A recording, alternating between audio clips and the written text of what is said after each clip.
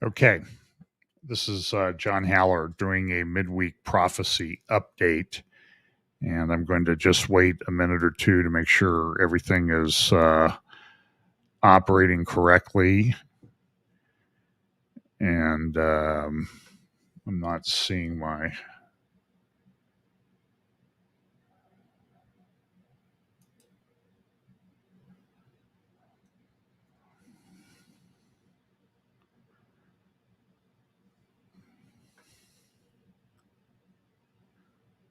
So, okay. And so you can see me and hear me. So I'm going to go ahead and do this. Thanks for joining me. Been just kind of a crazy week.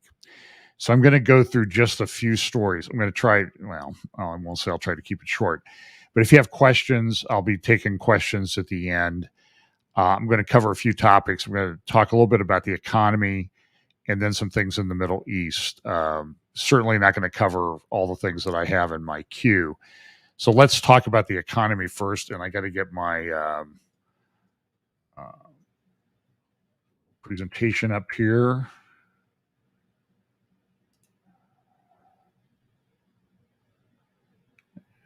And I got to go to share screen.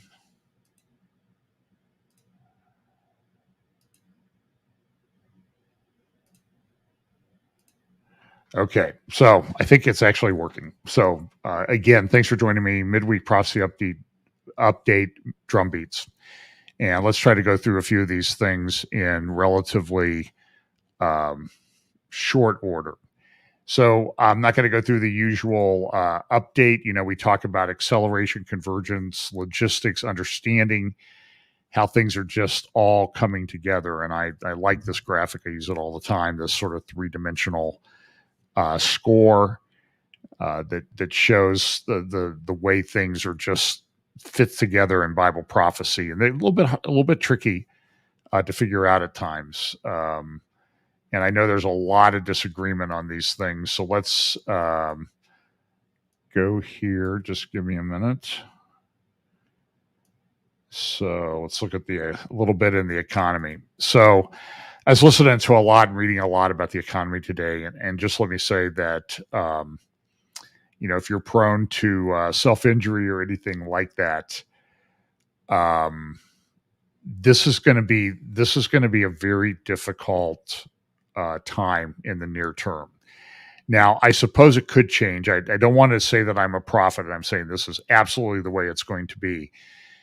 But all the indicators are that we're going to be in a very difficult period. For example, you know, here's this headline is from today's Times of London about Russia pushing gas to a new high. This is, and again, this is sort of the narrative that they've built up that it's all Russia's fault. And it does have a lot to do with Russia, but I'm going to play a clip of Dave Walsh on War Room today. Part of it. It's a more extended clip. You can find it at warroom.org. And I think the second hour that they record today, they record 2 hours in the morning, 2 hours in the afternoon. And Dave Walsh is an energy expert, and he will explain things. And so part of it is Russia. Russia is dialing back gas supplies to Europe. Right now, Nord Stream 1 is shut down or going to be shut down soon for maintenance for about 10 days. It was shut down for about a month. And so right now, you know, they don't need natural gas quite as much for heating. They need natural gas for electricity generation. And so what you have is this synergy that's developed. And Dave Walsh will explain, but I'll give you the highlights of what he's going to say in a couple minutes right now. So there are a number of different ways that we get electricity and power in the world. There's nuclear, coal, natural gas, petroleum, solar, wind. Those are the big ones. Solar and wind combined account for about 4% of power generation worldwide. And that's when they're running. They don't run all the time. Wind doesn't blow. It's cloudy. You don't get as much solar generation.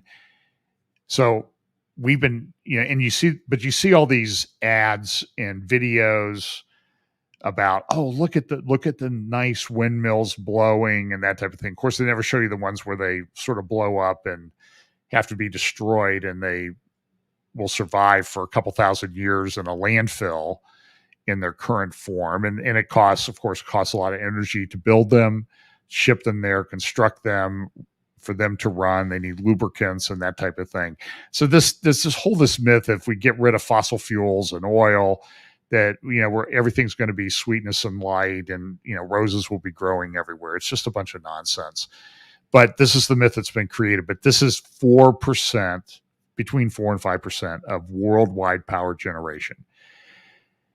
The problem, though, is that there has been I guess what you would term a war on fossil fuel energy, nuclear energy, other reliable forms of energy, coal, that will be up all the time. Because when the solar goes down, you need something to fill up the grid. You just can't turn the grid off, because the grid needs to be powered in a certain way. It's sort of like, I used to work for a water company when I was in college. And one of the things we would do is that one of the jobs I had was at night to go around and open up fire hydrants in Johnstown, Pennsylvania, to flush out the lines. But before we did that, we had to call the water headquarters at the utility at the reservoir, many, many miles away, to say, hey, we're going to open a fire hydrant on such and such a street, and they had to balance the system. And if they didn't do it right, you could have a main blow up, which happened a couple times, and then we have to bring a crew out to fix the main. Then everybody's yelling about, we don't have water, and you're out there with a jackhammer in the middle of the night keeping them awake. And it's sort of like, well, this is what happens. And so that's sort of how the power grid is too. It's a sort of a picture. It's a very complicated thing. It's just, you don't just flip a switch and there's electricity everywhere. It has to be balanced. But what we've done is we've done this war on components of the power grid, nuclear reactors, and they're shutting them down, or that it takes forever to bring them online. France has one. They've been working to bring this thing online, which will help. I don't think it's online yet. It's been 17 years since they started this thing, and it's still not online. So when you shut down components, you don't bring them back right away. So Germany's been shutting down nuclear reactors. I think they just saved the one reactor in California down there along the ocean between San Diego and Los Angeles. But nuclear is pretty clean energy. It's the waste that's a problem. But there's been a war on developing oil and gas, particularly in the United States. And the United States is not energy poor. The United States has the equivalent of 3 Saudi Arabias. We have the area of New York, Pennsylvania, Ohio, West Virginia. We have the Permian Basin in Texas, and we have Alaska. So we could be energy independent. In fact, I was reading a think tank report from the Director of National Intelligence in the United States, published back in 2012. And what it essentially said was the world in 2030. So in 2012, they were talking about 2030. So we have the Sustainable Development Goals 2030. We have Saudi Arabia's Vision 2030. Everybody seems to be picking this 2030 date for some reason. So, and I think that's significant because the devil's behind a lot of these plans. And so maybe that's the date that he thinks everything's going to come together. And I'm not date setting. I'm just saying this is the day everybody does. But in 2012, they said that the report, and this is during the Obama administration, they came out and said the United States will be energy independent for decades. Well, now we're not energy independent. Why? Because of this ESG nonsense that's pushed by Saudi Arabia and Russia. You have Greta Thunberg running around. She's probably funded by Russia. And when we shut down production, then we got to go find some place to buy gas and oil, and everybody else does, and the price goes up. And Saudi Arabia and Russia make more money, and it's really that simple. But look at some of these charts here. This is a report from Germany. gas the last 3 months, if Russia cuts supply, even if reserves are replenished in line with government targets, refilling gas inventories to 97.5% full by November. So right now, nobody's burning gas to heat homes because it's summer. But in the winter, they have to burn gas. So what they do is they fill up their gas reserves. Then in the winter, they use that. But this guy says if we filled those to 95% full during this period of time, which they're unable to do because Russia's cut back on the supply of gas, and there's not liquefied natural gas capacity to do this yet. We have a couple facilities coming online here in the U.S., and the Freeport terminal that was damaged in a explosion a couple months ago is coming online, or has just recently come back online. And that's going to take that. And you'll hear this in the Wall Street, but look at the prices in Germany. And this is true in England, in the UK, it's true in Germany. And Macron in France came out today and he had a press conference and he just said, we need to stop worrying about the luxuries in life. We need to get used to not having things. And so gas prices in Germany and the UK are up 4 to 9 times, and they're going to go up more. So when the Biden administration took office in January 2021, gas was around $2 on the pricing unit that they use. Now it's at about 10, and it's probably going to go to 12 to 14 here in the United States. It's going to go even in Europe. It's always about 3 times higher than it is here because we have 3 Saudi Arabias in the United States, and we could really lower the price of gas, but everybody's shutting down production. It's just absolutely insane. So look at this chart. Look at the way the charts are going up in the Eurozone and the white, and Germany. Here's another benchmark for price for electricity price per megawatt hour. Look at how it has gone up. So it's gone up this year from about 100 euros per megawatt hour to 700. That's a 7-fold increase in the price of electricity. The same thing's happening in the UK, where it's going up 4, 6, 9 times. This is just absolutely incredible. So here's something, a couple articles from Bloomberg. A tsunami of shutoffs. 20 million U.S. homes are behind on their energy bills. And it's an amount that's approaching $20 billion behind in paying for the energy that they got.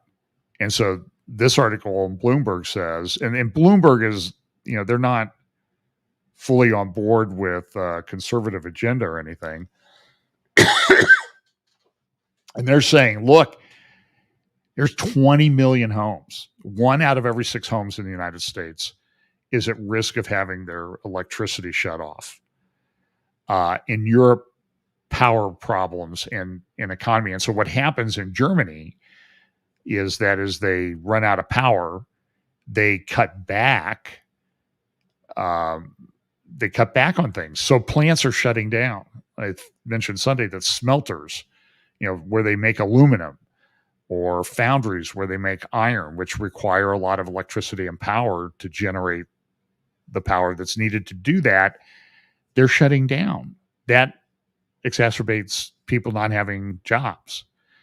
So, and I'll show you something in just a moment. So here's Dave Walsh today on War Room, Pandemic War Room with Steve Bannon. And Walsh is a very level-headed guy. And I'm not going to, it's about a 13-minute clip, but I'm not going to play the whole thing. You can go to warroom.org or go to Rumble and find the video. But I think you need to listen to this because Walsh really knows this stuff. He's built power plants and that type of thing. So here's Dave Walsh.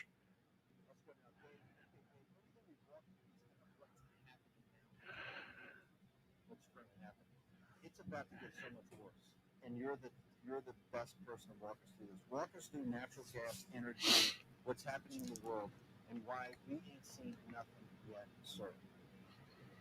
Steve, the United States uses about 100 billion, 100 quadrillion BTUs of energy of all types every year. Pretty consistent, 2020.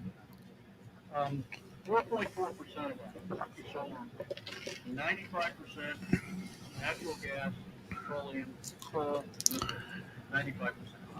For the administration or any administration to wage war on the 95% means we're going to have higher costs as you suppress the supply of those essential.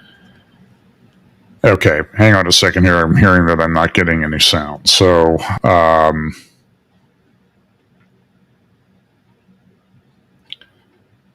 I'm not sure why that is happening.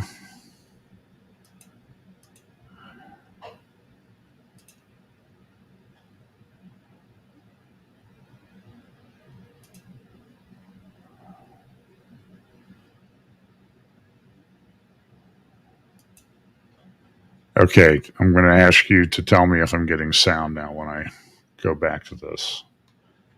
I have to find my cursor.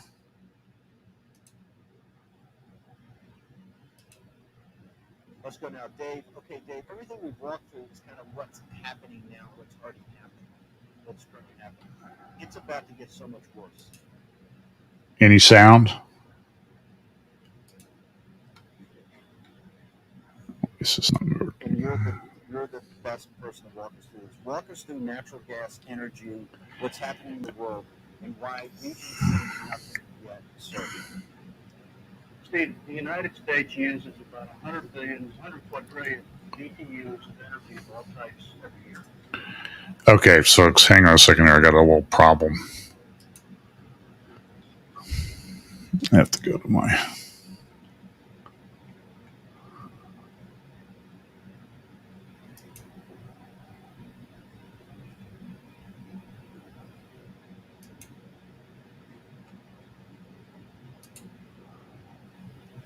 Let's go now, Dave. Okay, Dave, everything we've walked through is kind of what's happening now, what's already happened, what's currently happening. It's about to. Let's go now, Dave. Okay, Dave, everything we've walked through is kind of what's. Steve, the United States uses about 100 billion, 100. I don't know why this thing does not want to continue playing. Quadrillion BTUs of energy of all types every year. Pretty consistent, 2020 to now. 4.4% of that is solar and wind. 95% natural gas, petroleum, coal, nuclear. 95%. For the administration or any administration to wage war on the 95% means we're going to have higher costs as you suppress the supply of those essential energy-based resources. And here's the issue with natural gas. It's solvable. It's solvable. We're already exporting 11.8 billion MMBTU per day, cubic feet per day, natural gas. That's going to grow by 2.8 times by 2026. We've got, in addition to the Freeport terminal, we've got 2 more terminals coming online this year at the end of the year.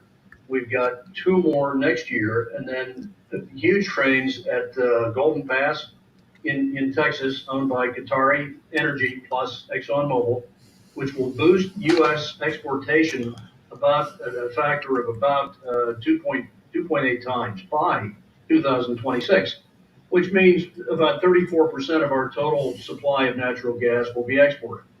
So that's achievable if domestic supply is freed up.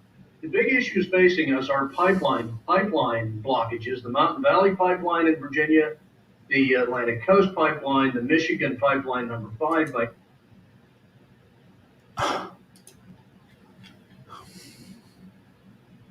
by Enbridge, all stymied by this government across the board in states, the EPA, the Department of the Interior.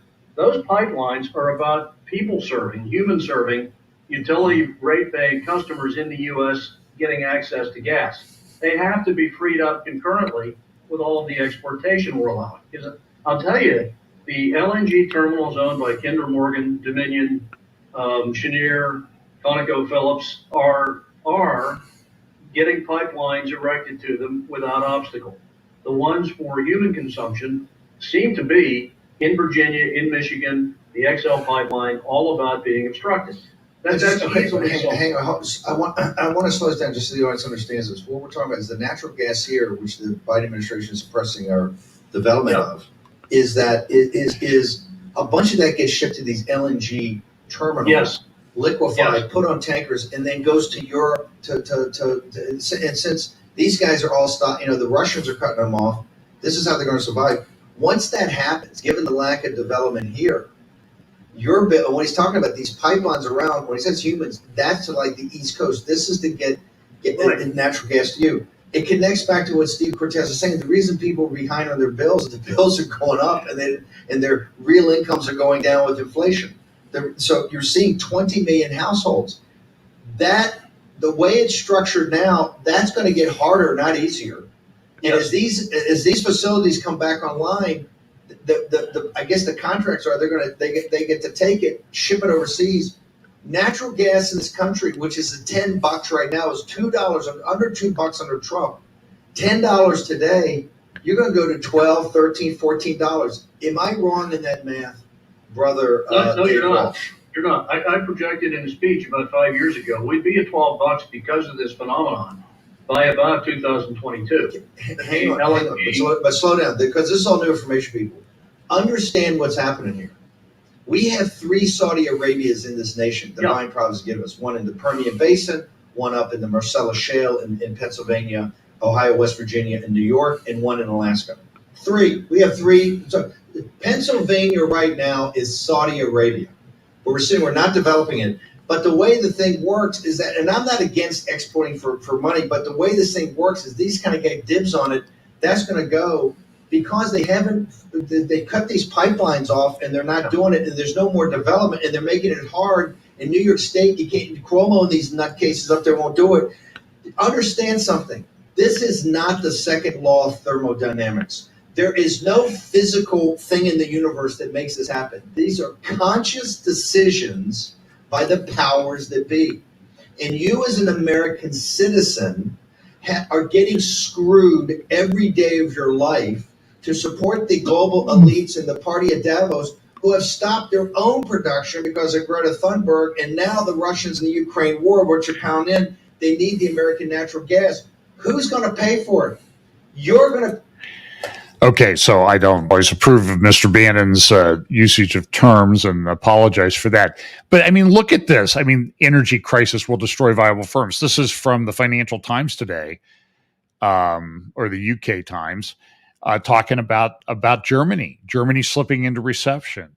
Then they also talk about there's the real estate thing on the backside of this is that people aren't using offices as much. And so now real estate office demand in London is 50% of what it was 2 years ago. But the people that own those buildings, they've got mortgages to pay, and now they're not getting people to pay rent. And so, listen, there was a study that came out. I'm going to be honest with you. This is scary stuff. For the last 15 years, the majority of my law practice has been doing high-end commercial property financing workouts with banks. Loans get in trouble. They hire law firms to rework the loans, write the loan documentation, the obligations and that sort of thing. And then I also did a significant amount of higher-end commercial foreclosures. I'm talking properties, I call them high-end, $2 to $50 million for the properties. And so I know a little bit about this. And I went through the 2008, 2009. I represented the bank that survived the Lehman Brothers collapse. That was one of my major clients. So other banks. And I'm just telling you that they are talking about the fact that there are millions of people in homes right now that are behind on their mortgages. And when moratoriums get taken off, the banks have to protect their assets. They have shareholders. And you are going to see, so you saw what Bloomberg said about utility shutoffs. Bloomberg, who's not a conservative, not a somebody who's they're left wing, they're cheerleaders. The economy's great, everything's going to be fine. They use today in their Bloomberg Business Week a tsunami of shutoffs.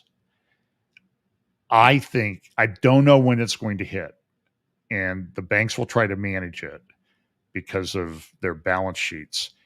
But there is going to be, I think, a tsunami of foreclosures. And this has a ripple effect. We went through this in 2008, 2009. That's going to look like practice compared to what's coming, my view. Now, I could be wrong. The war in Ukraine could shut down. Everybody could get confidence again. But I'm just saying there's so many layers of fundamental problems with the economy that you need to be very, very careful. Housing starts and everything are slowing down. The real estate market is cooling.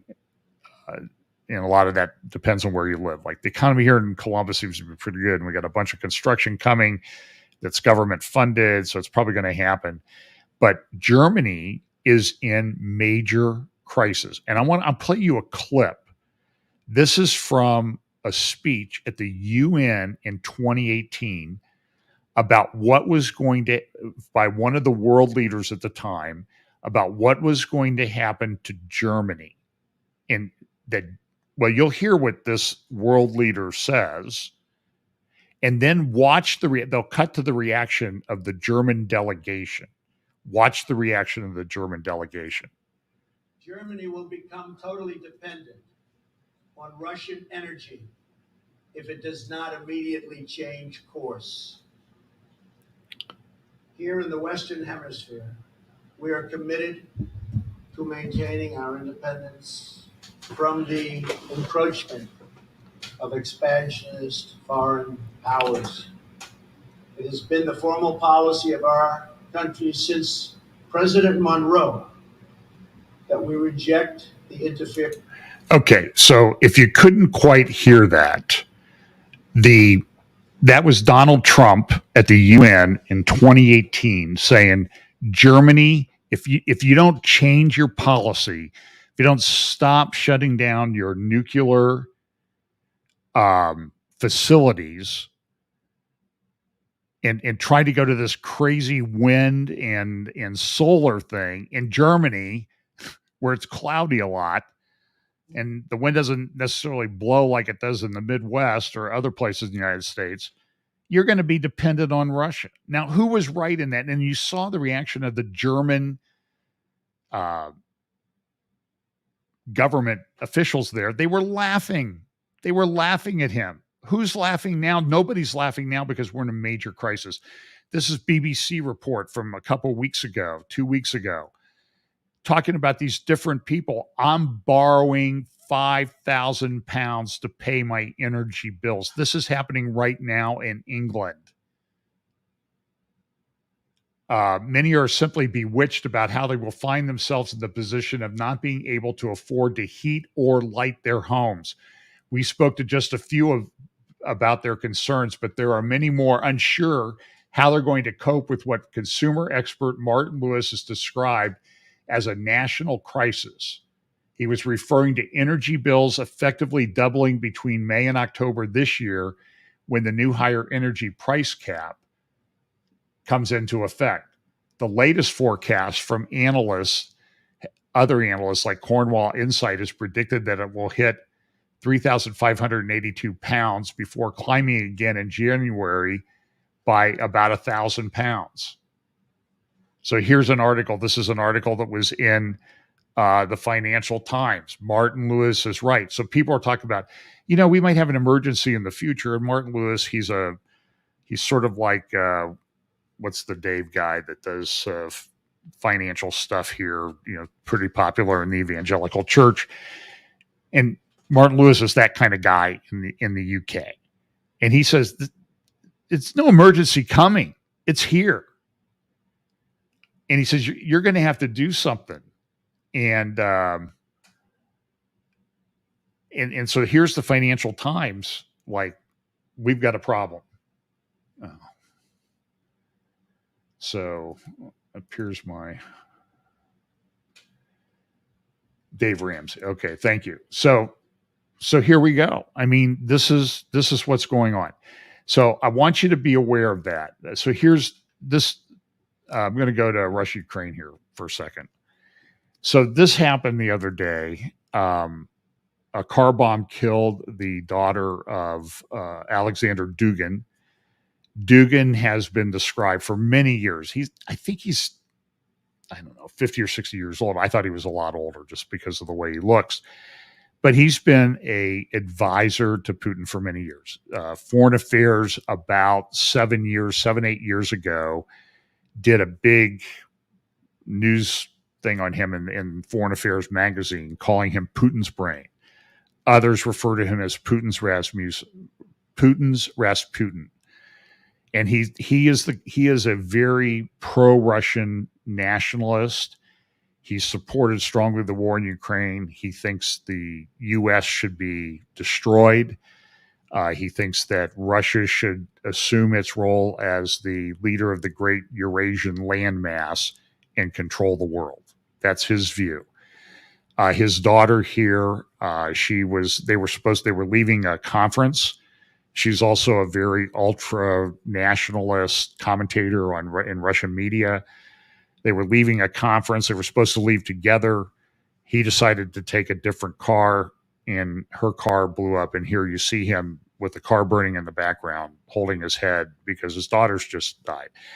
Now, there's a lot of theories about who did it. Russia's come out and said it's some Ukrainian mother-daughter team that came in and did it, and they escaped to Estonia. The Estonians say it's nonsense. There was, in the Daily Mail, they had a very extended article about this, citing some Russian sources who said this has all the earmarks of a Russian assassination. Now, there's going to be a lot of dispute about that. So I have no idea. I wasn't there, haven't investigated. But there are reports that Dugin had reached the point that while his propaganda and nationalist views had given support to the Russian enterprise in Ukraine, like the invasion of Crimea back in 2014 into Ukraine, taking over the Crimean Peninsula, Dugin was all for that. And I think that's when Foreign Affairs and other organizations started citing Dugin. And you can find him, and he's been very popular in certain parts of American media, but he's not, in my view, he is not a good guy. He has pushed this, but that the Russians' leadership had felt that he had become unruly and uncontrollable and may have served his purpose. And so that this was an attempt by them to take him out. And so they can always blame somebody else, and they create a martyr in the meantime. And so they get a lot of things going for that. So I don't know, but it's Dugin advocated for war. Okay, so now let me go here to some other things. So they had this Gaza thing. This is just from Israeli newspapers. This is kind of interesting. This is from a Palestinian newspaper, and you can see you got all the missiles and bombs and everything coming in to destroy those who want peace, and they all have the Israeli Star of David on them. So this is the way the media runs. Now, I have talked a lot about this, but this is important. So we've got the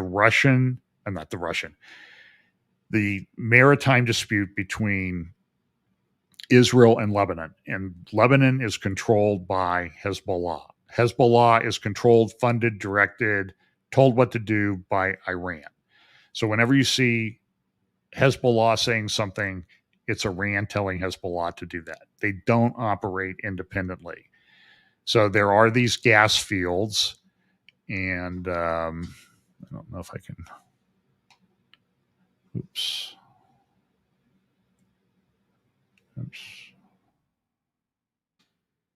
Okay, so you have here, you have the coast along Beirut, here, Nahariya, Haifa, and then you have these gas fields here in the Mediterranean. That doesn't look that good. So I'll just let you follow along. So there was a recently discovered field here next to this big ship. It's called an FPSO. It's a drilling ship. It's made by Energy, which I believe is a Greek firm. And I showed you pictures of it coming through the Suez Canal and setting up shop. And around September 1st, it's supposed to start producing oil from this field called the Karish field, which I think means shark. So the big field is the Leviathan field, and that's already producing gas. And then there's, no, I'm taking it back. This is the Karish field. I'm sorry. This is the Karish field here near Block 72. So that's the Karish field. And then I can't remember the name of this field that straddles these proposed lines. So you have the Israel line, which is probably the most accurate. It really is. You have line 23, which is what Lebanon government claimed for years. This is, if we get line 23, we're happy. Then when they discovered the Karish field, of course, Hezbollah and others came out and said, oh, no, we meant line 29. And they've never really formalized that claim, but they are claiming it. And Nasrallah, the head of Hezbollah, has been making claims about that in speeches. And so Nasrallah has said they sent some drones from Lebanon out towards the drilling rigs there in the Mediterranean. And they said, these aren't armed, but we can do this at any time. And Nasrallah makes a speech every week, at least once, if not 2 or 3 times a week, talking about, listen, you're not going to deny us our rights. And if you guys start pumping before we have this resolved, we will go to war. We will start attacking with drones and that type of thing. So now there's a big debate in Israel. Do we start the war now? Do we just go and attack Hezbollah? You know, when that happens, that sets in motion a cascade. And so as I've told you, back during the Lebanon war in 2006, I think that was 37 days, there were about 4,000 rockets launched from Lebanon into Israel. And they didn't reach that far at that time. Now they can reach all the way to Jerusalem. They can reach all the way to Dimona, down near Beersheba, which is Dimona's the nuclear facility. So there were 4,000 rockets in 36 days. A year ago in Gaza, in that exchange, there were about 4,000 rockets in 14 days. The belief among Israeli security people and military is that if there's a war, because of the multiple launchers that they have, that there will be 4,000, 5,000 rockets per day. Now, Israel does not have the ability to shoot all of those down. To shoot down one of those little rockets that Hezbollah or Hamas can build, like the ones they use in Gaza, they build them locally. They're very rudimentary. They can cause damage and they can kill people. They're sort of very random in the damage that they can do. But for Iron Dome to shoot that down is between $50,000 and $100,000 per rocket, which costs Hamas and Islamic Jihad probably under $1,000 to build. So there's a huge economic cost. Now, Israel is developing laser systems, but everything that I have read, and I know there's a lot of optimism, but I don't think the laser systems, unless there's a lot of things that I don't know about, they're not powerful enough yet. Now, they can be shot off.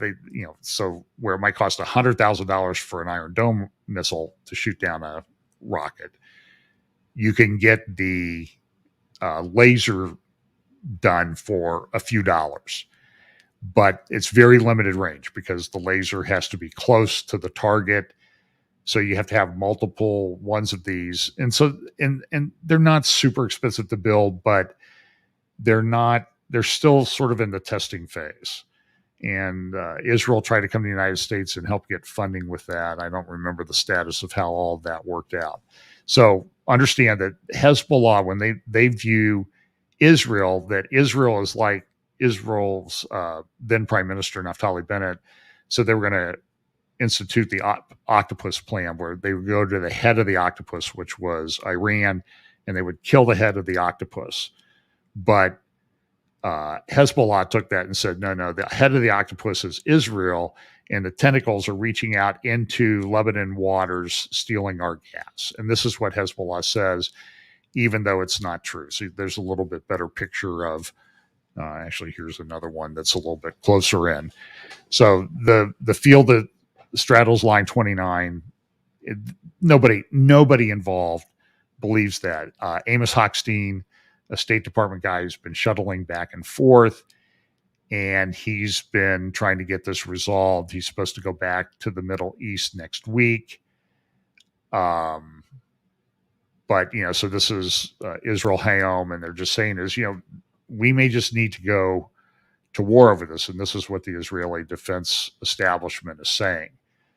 And so this is an article from Al Akbar, which is the Hezbollah mouthpiece, one of the Hezbollah mouthpieces in Lebanon. I read it every day. It's a real pain to read because you have to translate everything. But here is what Hezbollah said. This is coming from Nasrallah. This is the way they view it. Israel cannot start extracting gas from any platform in the occupied Palestinian Sea, and not only from the Karish platform. So in other words, they've set this up that this is, what they're going to do. So there was another speech by Nasrallah just the other day. This is Jerusalem Post from Sunday. And I think Nasrallah spoke on Friday or Saturday last week, and he just said, we're not changing on this on the borders. And and so they're not going to change. And Nasrallah went on. He drones on for he drones on. Other people speak for an hour and a half. They're not droning. They're just speaking. But he goes on and on. So this is it. This is not resolved. This could go hot very, very quickly. And understand that who controls this is Iran. So then the question becomes, what do you do when Iran is telling Hezbollah to attack Israel and cause the war? Do you just attack Hezbollah? Do you just take out the tunnels and go into Lebanon and do that? It's going to be a very difficult process. But a couple of years ago, the Israeli Air Force guy was speaking at a conference. I played the clip many times or showed the clip many times. And he said, you're going to see, it took us 36, 37 days to accomplish stuff in Lebanon in 2006. You're going to see that accomplished in 48 to 72 hours. It will be shock and awe like you've never seen. So Israel's prepared for this, but Hezbollah also has 150 to 200,000 rockets by most estimates, and some are very sophisticated and have guidance systems so they can direct them to targets within Israel.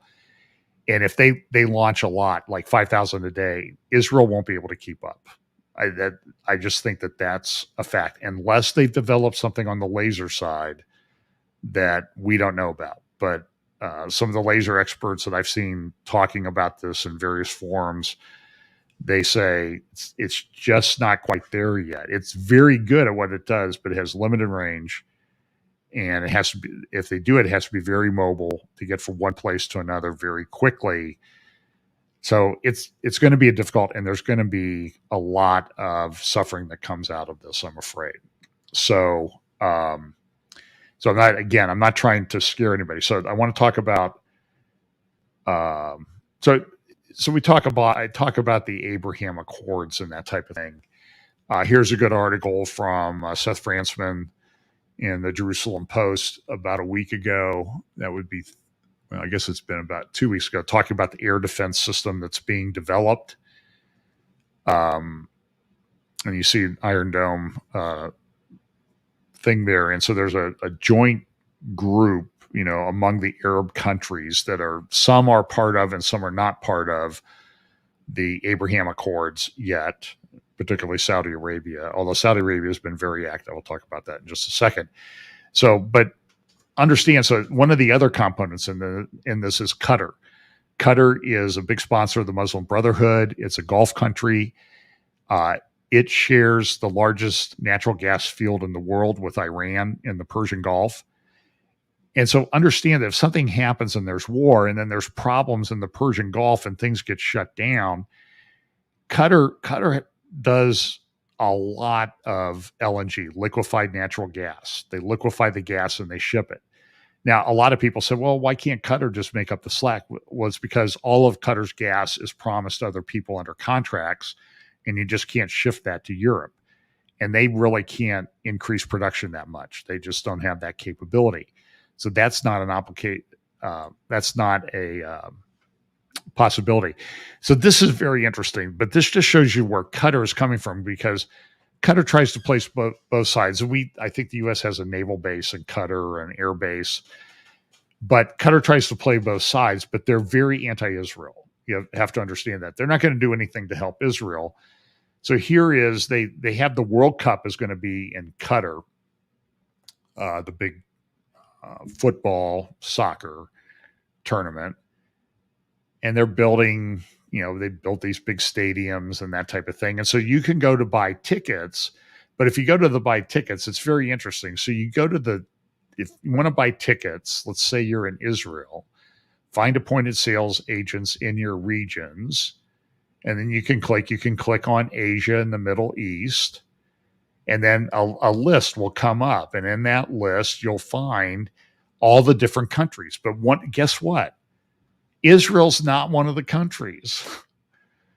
So all these countries are listed. They only have Palestinian territory, occupied. And so if you pick it up, then you get this agent in Hong Kong. You can buy tickets, but it's not. They don't even mention Israel. This is the problem. I may have shared this before. When we were in Jordan in 1995, we flew there first, went to Petra, in Madaba and Mount Nebo and those places in Jordan. And then we were going over to the Israel. We're going to go across the Allenby Bridge. And our Palestinian guide, he kept saying all day long, he just was annoying me to no end. He kept saying, I hear tomorrow you are leaving Jordan, going to the western parts. And I finally told him, guy, listen, dude, we're going to Israel, okay? And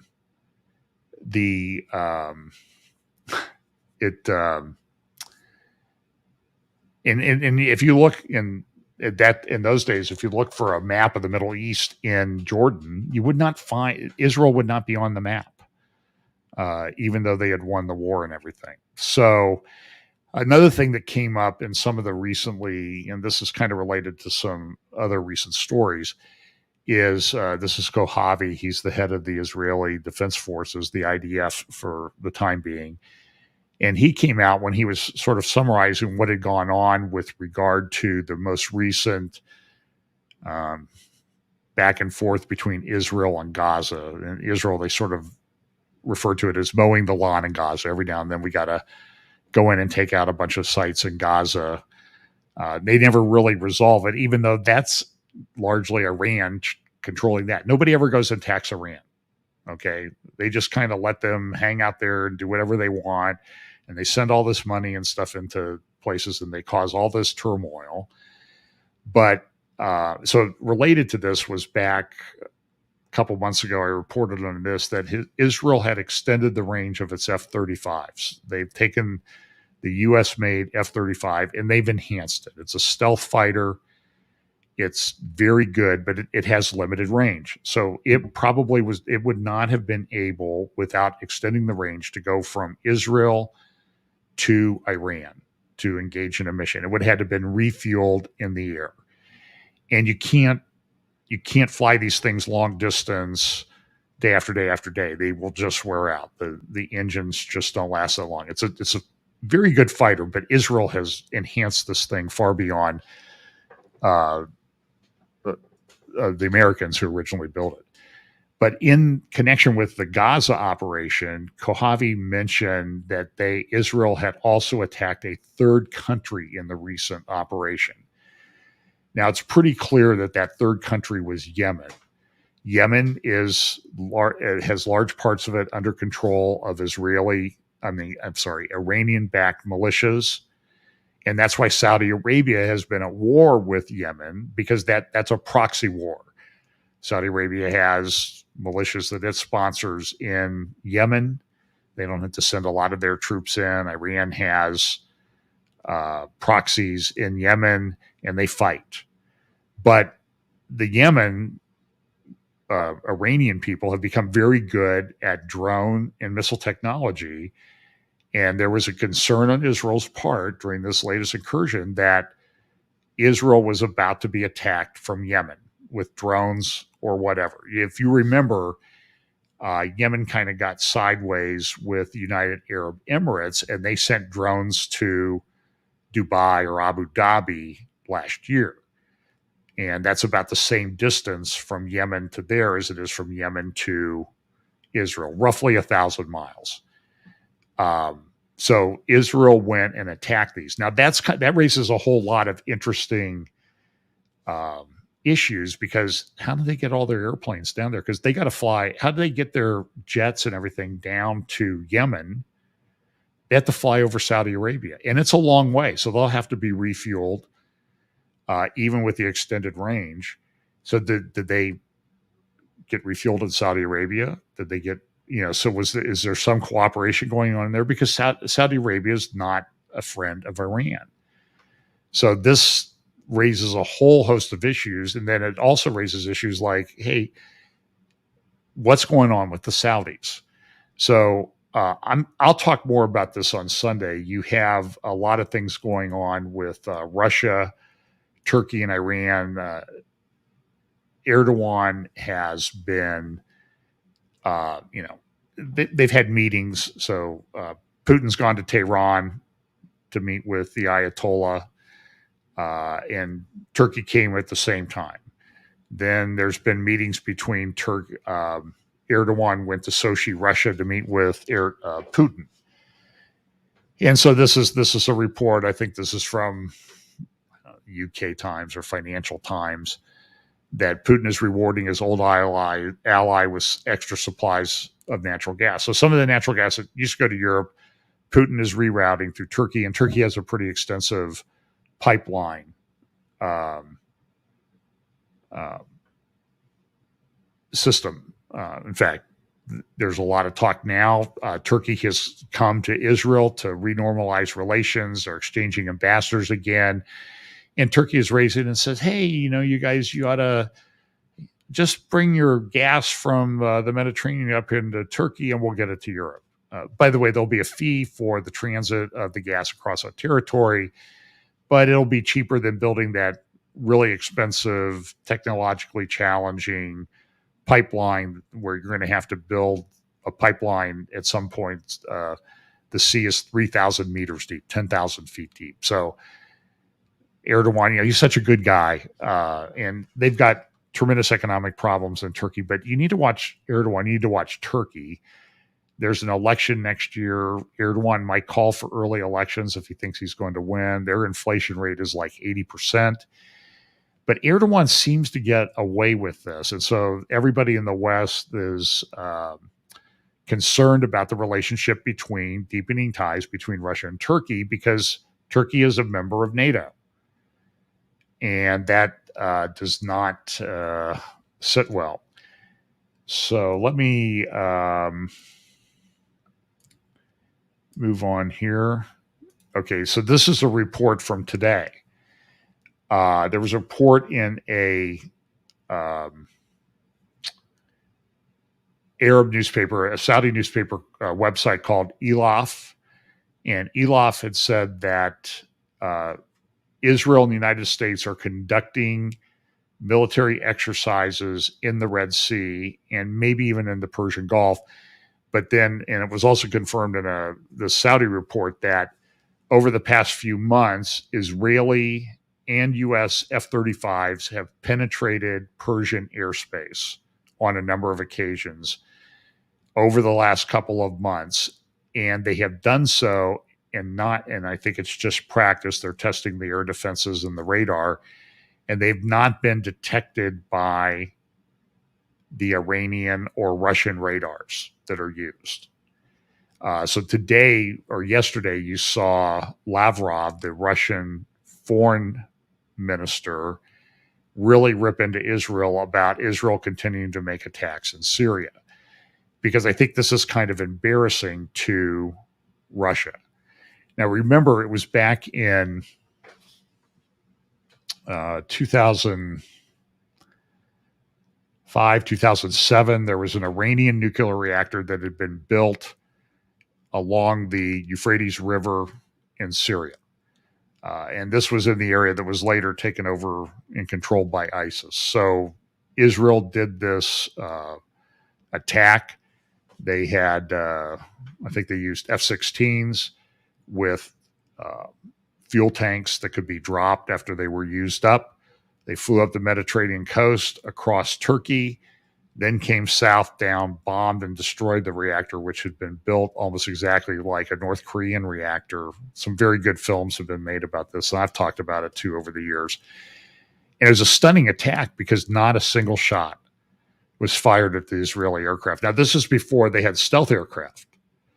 So Israel has these Grumman-made they look like radar planes, but I think they're signal jamming, and Israel is way ahead of the curve on this technology wise. And that may be why China is making a lot of trying to make inroads with Israel now, because they want Israeli technology because it will help them in what they want to do. So understand, but so this is kind of a big deal that Israel's been penetrating, and the U.S. has been penetrating Iranian airspace. And then the question is, well, how are they getting to the Iranian airspace? Because you got to go across Jordan or Saudi Arabia to get there. And are the Saudis contributing? On top of this, you have this looming Iranian nuclear deal. I do not know whether the deal is going to be signed. But Richard Goldberg, one of the analysts that I was reading today, Caroline Glick has referred to this as well, that if the deal is signed, over the next 8 years, Iran will get essentially an extra $1 trillion. Now, they've been under severe sanctions and causing all this turmoil in the Middle East. What are they going to do if they get $1 trillion? So today on Fox, this was just a little while ago, Benjamin Netanyahu was interviewed, and here's what he had to say about the potential Iranian nuclear deal. This is a horrible deal, a dangerous deal that will pave Iran's path with gold, a golden paved highway to a nuclear arsenal. If Iran has nuclear weapons, they don't merely threaten my country, Israel, or the entire Middle East and America's allies. They threaten you directly, because simultaneously with developing nuclear weapons, they're developing the means to deliver them across continents. So you could have an Iran governed by these fanatic ayatollahs who will hold every American city hostage to nuclear weapons. I think this is a threat to the peace of the world, and that's what this horrible deal facilitates. It's even worse than the first one. So, and then here's an article from Al Akbar newspaper about the Turkey and Israel getting together. So Hezbollah is Iran, and even though there's been some rapprochement between Turkey and Iran, there's still a conflict there. And I don't know, depending on how you read some of the prophecies in Daniel 8, there may be a conflict coming between Turkey and Iran as part of all these end time wars. So I wouldn't totally dismiss that. Now, let me just make one more thing, because this is kind of interesting. So I'm not going to go through the whole thing. So back in early July, about July 8th, Al Arabiya newspaper, a guy who's very close to Saudi Crown Prince Mohammed bin Salman, came out and proposed, this is how we solve the Palestinian and Israeli conflict. Now, look,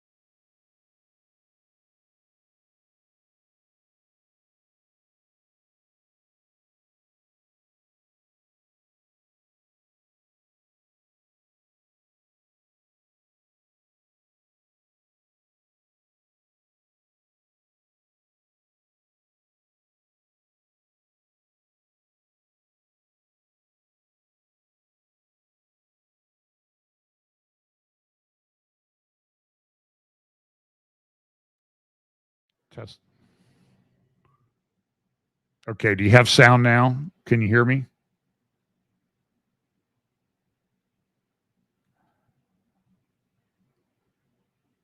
Can you hear me now? Just somebody say, I can hear you. Okay, thanks. Sorry about that. Look, we are a volunteer organization, okay?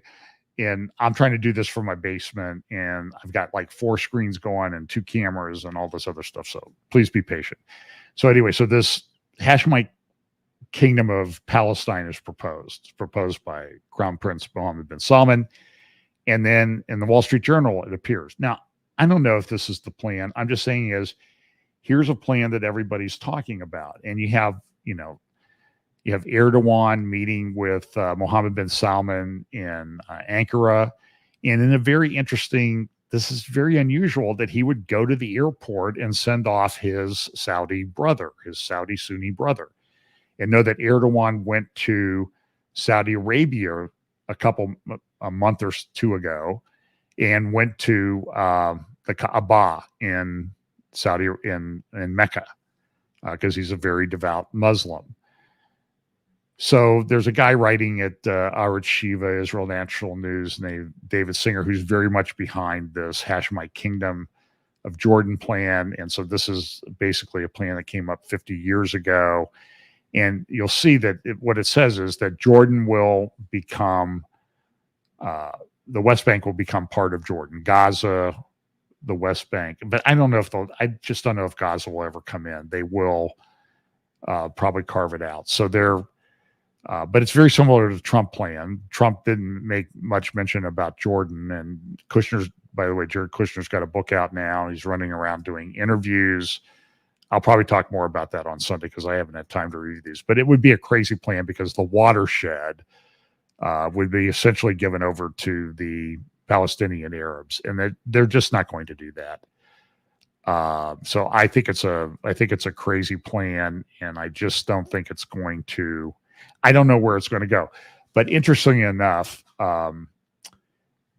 Netanyahu, who's clearly running again to be try to be prime minister of Israel. He was interviewed by Ben Shapiro, and here is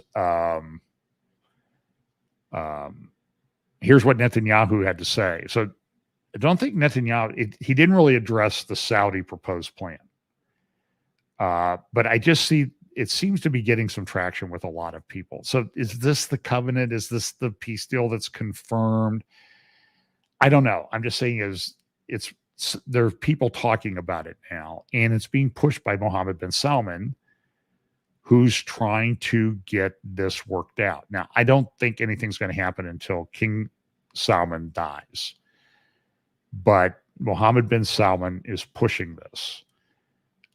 And he's very keen on normalizing things with Israel. So will this be part of that? I have no way of knowing. So here's Netanyahu 10 days ago with Ben Shapiro on Daily Wire. And the subject sort of came up about, hey, what about peace? This is about a 4-minute clip. When it comes to the Palestinian Authority and the Oslo Accords, so very early on, you were obviously a critic of the Oslo Accords. I think the failure of Oslo has been demonstrated over the course of the last, most of my lifetime, over the course of the last 30 years. Yeah, exactly. I mean, I was only I think, 11, 10, 11 when the Oslo Accords were signed. The failure of the Oslo Accords is pretty apparent to everyone, given the fact that these so-called peace partners just don't exist and probably never existed, and we're sort of a figment of the collective imagination of many people on the Israeli left. So, given the fact that the geography of Israel, for people who've never visited, everything in Israel is extraordinarily close together. Ramallah is essentially within the eye line of Jerusalem. So, is there any plausible long-term, midterm solution? Sure, that's actually developed in the plan that we discussed with President Trump, and I think it's a realistic one. It basically says this, okay? Palestinians in the Palestinian areas can govern themselves. Okay, they can have their parliament, their representatives, their executive, can have their flag, and they can have their national anthem. But there are certain sovereign powers they can't have. The rule is simple. They can have all of the powers to govern themselves and none of the powers to threaten us. Now that means that, for example, in the tiny area, and you're right, it's a tiny area, Israel and the Palestinian areas together is the Washington Beltway more or less. Okay, that's it. Okay, it's a tiny country. Okay, tiny area. So west of the Jordan River, which is the boundary line, and to the Mediterranean, where we were both sandwiched in, Israel and Israel alone controls security. We control the airspace. We control the ground security, underground security in case they want to do tunnels and electromagnetic space in Israel. Well, I said that over the years. And I said, when people were talking about the vision for peace, I said, there are certain sovereign powers, the most important one being security, we control. And so my friends, including some who run the United States, said to me, but Bibi, that's not a sovereign country. I said, maybe so. But that's what is going to be there, because we're not going to commit suicide for an op-ed, favorable op-ed in the New York Times. It won't last more than 5 minutes anyway. We're not going to die for an illusory opinion. Now, some of my American colleagues, for example, Secretary of State John Kerry, whom I said this to, said, we can take care of it. We can make sure you can withdraw your security forces This is funny. Judea, Samaria, the West Bank, as they call it, because we will train the local Palestinian forces to fight the Islamic radicals. John Kerry bought John Allen, to show me a plan how this can be done. I was sitting there with our then defense minister, and they explained it, and we were skeptical, naturally.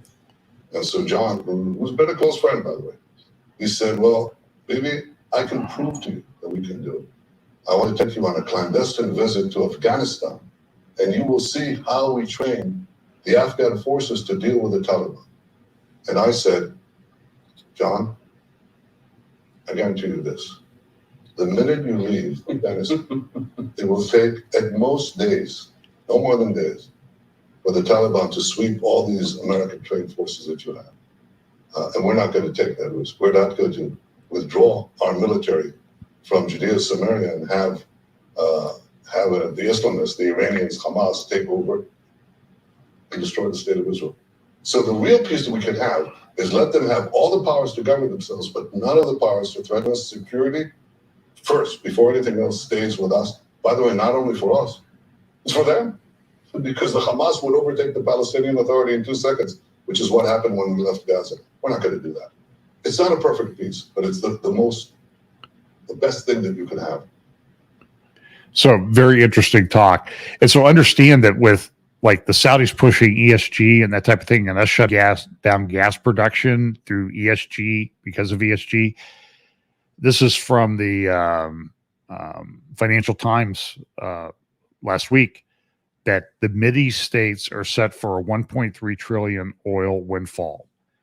And this is happening. I mean, Aramco, the Saudi oil conglomerate that just went public within the last year and a half or so, their second quarter profit was almost $50 billion. So what are they going to do with that? Well, we have this city called The Line, and it's being proposed by Mohammed bin Salman. It goes for about 170 kilometers, about 100 miles from the coast in northwestern Saudi Arabia. They're proposed to build a bridge across the Red Sea that you see here to Sharm el-Sheikh, or to Egypt. You have the Tiran Islands, Tiran Islands, there at the southern end of the Red Sea. Those had been controlled by Egypt for many years, but they were given over to Saudi Arabia. But Egypt couldn't give it over to Saudi Arabia unless Saudi Arabia agreed to allow Red Sea access to Israel, even in the event of a war. So the Saudis had to be involved in this. So this is in the area, right in the area that you see the islands there, just south of where the city of Neom is going to be built. And it's just kind of interesting. I mean, it's beautiful landscape. It's got beach. This is sort of an interior view of it. And it's supposed to be like 1,500 feet high, about 600 feet wide across, and go for 100 miles. And you see these cities, and you see the hanging gardens of Neom. the way they want to build it. And it's being built down here in this area of Sheba, and Dedan. The line here you see is that's Neom, and you have Dedan and Sheba. And so, Babylon would have been over here in Chaldea. And so a lot of people think that Babylon's going to be rebuilt, but we know that Sheba and Dedan are mentioned in Ezekiel 38 and 39. I know people are asking about Islamic Antichrist. Look, I think the Bible is a Middle Eastern book.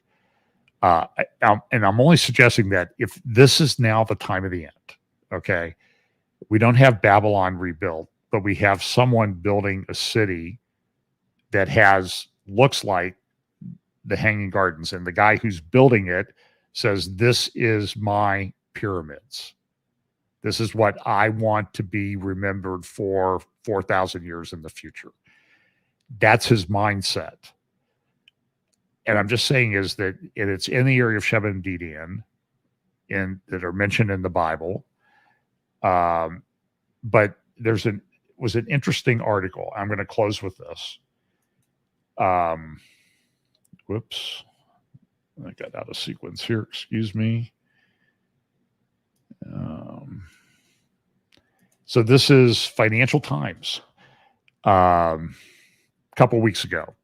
Saudi's Neom is dystopia portrayed as utopia. And Mohammed bin Salman. I mean, everywhere I look, there are ads for Neom, like in the Financial Times, the Wall Street Journal, the UK Times, a lot of newspapers, New York Times. They have these ads for, invest in Neom, come here and live. And all these little videos are being put up on YouTube and that type of thing. You follow Neom on Twitter, and you'll get a lot of information. So here's the architectural critic. I'm just passing this along. So there's always this controversy about where's Babylon. And I'm not saying this is Babylon. Okay. I'm not saying it, but I'm not rejecting it. Just like I don't reject Babylon being rebuilt in Iraq. And Iraq's going through tremendous political turmoil right now as well. A lot of protests. Government's not really being formed. That would impact whether they can build a Babylon in Iraq. You got to get a stable thing to build a big city like this. United Arab Emirates has been stable for a long time. And it's taken 30, 40 years to build it. Now, Neom, they're saying, is going to be built in the next decade. That's kind of interesting time-wise, whether it's completely built or just partially built. So here's the architectural critic of the Financial Times. And here's what he says about Neom. The inside is, of course, rendered as a bucolic techno-utopia, a valley of trees and foliage, the new Babylon. This is the great contemporary cliche. No matter how huge the building, how hideous the ethics, everything can be concealed by a bit of greenery. And I think it was this article, another one, that compared it to the Hanging Gardens of Babylon. In fact, it was, I think it was in one of the letters to the editor. So is this Babylon? I don't know. So there's just a lot of things going on. And I want to remember, don't forget, this is an article on Israel Hayom about don't fall for the Turkey illusion. Don't trust Erdogan. He is a chameleon and he cannot be trusted. And I think he comes to clearly Turkey is an end time player. And don't forget that so Trump comes out and announces that the U.S. is moving the embassy to Jerusalem. It was December of 2017 in his first year in office. No, 2016. Well, it was in his first year of office. It was 2017. And then he went and opened the embassy. The embassy was opened on the 70th anniversary of the founding of Jerusalem in May of 2018. But almost immediately, within a week after Trump making the announcement, they have a big Islamic country meeting. And one of the main mouthpieces of Erdogan, you see the cover here, and you see him, look who he's shaking the hands of, Vladimir Putin. And the big article up here at the top talking about, and you see the Dome of the Rock from the Temple Mount. And so you have this military comparison of Muslim countries and Israel. So just sort of graphs the meaning, or what that picture shows about how all the Muslim countries are surrounding Israel. Now, is that some indicative of the end times? Look at all the green countries have things pointed at Israel, not just the ones immediately surrounding them, but all of them, even up into Central Asia. I think that's pretty significant, and that's Erdogan. That's how he thinks. So anyway, take a couple questions, and I'm going to shut off my screen here. So anyway, so I apologize for the sound. I have a tendency to bump out the sound cord on this mic. I could use an XLR cord, but then I have to buy a mixer. So I just haven't wanted to go spend the money for a mixer, even though they're not super expensive. So I've resisted spending that money in this economy.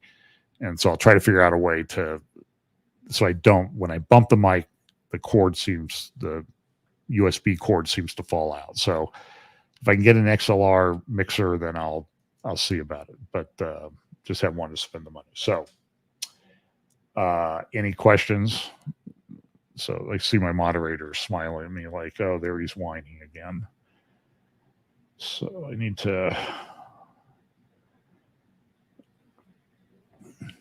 find my mouse. So I'll go here to, okay, here's a few questions. What are the Chinese doing practicing war games on Russian soil? Will China attack from the north?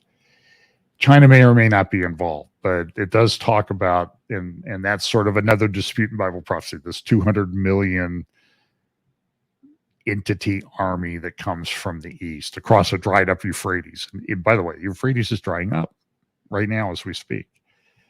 Now, part of that is because it can be controlled by Turkey because of all the dams that Turkey has built. Is Turkey, and this has been something I've been talking about for years. So the Euphrates is drying up. It just seems to be, oh, there's another thing that's happening at this time.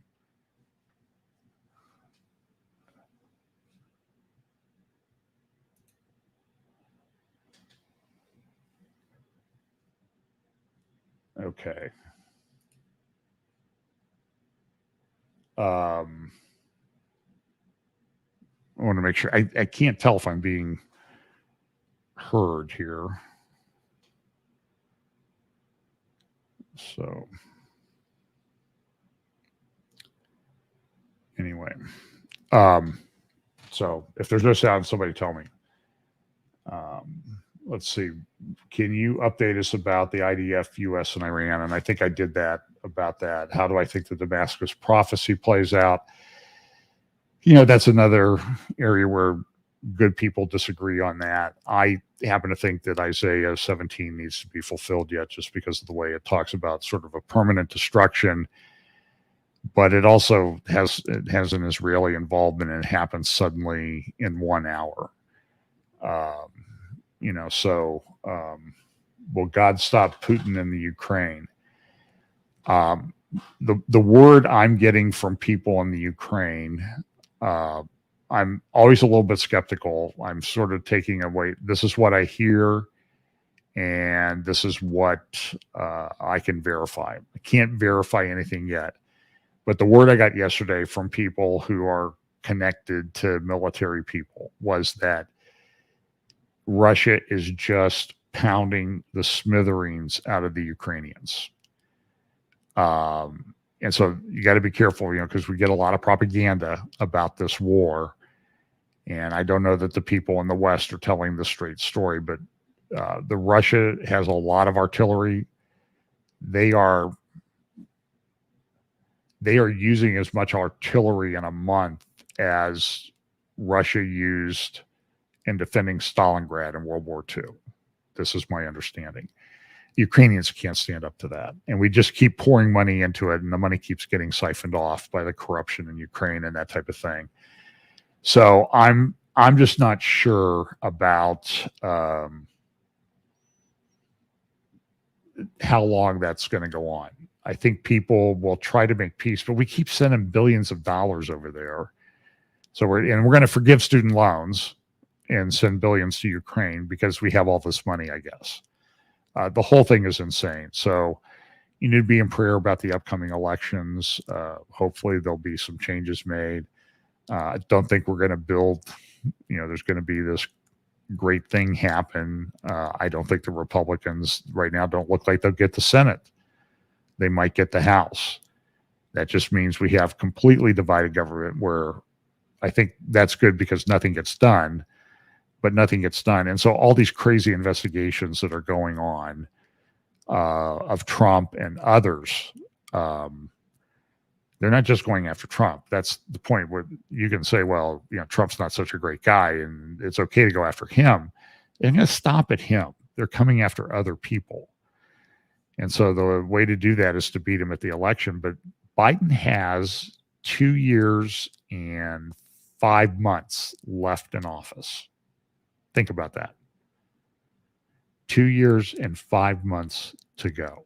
Longer than he's been in there now. So anything that's going to happen at the DOJ, that's happening at the Department of Justice, at FBI, and the executive branch, it's not going to change for 2 years and 5 months, absent a miracle. So you just need to prepare yourself for that. So anyway, I'm going to let this go because, of course, I went, what I do, 25 minutes. I appreciate it. So again, please be patient with me on the sound. I'll try not to use my hands so much when I talk so I don't hit that crazy chord.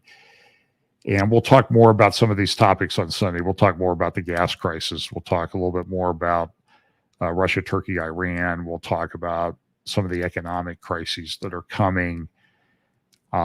This is going to be a very interesting time. But listen, God didn't give us the spirit of fear, right? But of power. And so we need to be working for the Lord. We need to stand up for what's righteous and good and do the best we can. Just understand that, my feeling is we're beyond a tipping point. And I don't know that we're going back. I don't think we're going to go back to what it was like in 2019. We'll maybe someday, in a year, we'll look back and say, boy, it'd be great to go back to 2022, when we only had a gas crisis and a looming famine compared to what we're in now. And this is the world that the Lord and the prophets have told us would be. And I think we're at that time. Could be wrong. I hope we're at that time because I would hope that wouldn't get worse. But anyway, thanks so much. And I'll shut this off, and God bless.